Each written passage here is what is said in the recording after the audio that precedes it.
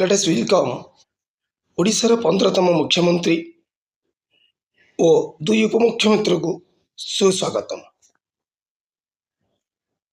श्रीजुक्त मोहन चरण माझी शिक्षकतार सरपंच, सरपंच रु चारि थर विधायक, एवं ओडिशार 15तम मुख्यमंत्री।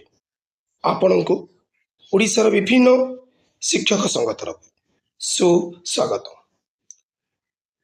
कनकवर्धन सिंहदेव 6 थर पाटनागढ़ विधायक, राज्य सरकार अनेक थर मंत्री, आज उपमुख्यमंत्री। आपण को ओडिशार विभिन्न शिक्षक संगठन तरफ सुस्वागत।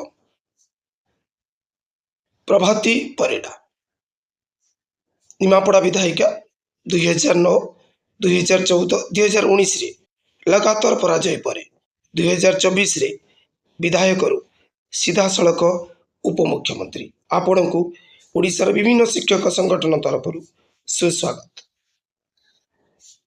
दीर्घ 25 वर्ष पर बसंत विश्वाल पर ओडिशा विधानसभा पाई एकाथर के दुईटी उपमुख्यमंत्री प्रभाती परिडा एवं कनकवर्धन सिंहदेव।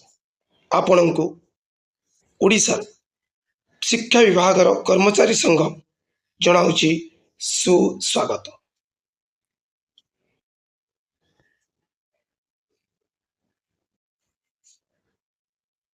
मंगलवार 12/6/2024 सरकार गठन दाबी राजभवन में राज्यपाल को भेटिले बीजेपी विधायक दलर नेता श्रीजुक्त मोहन चरण माझी। मने पड़े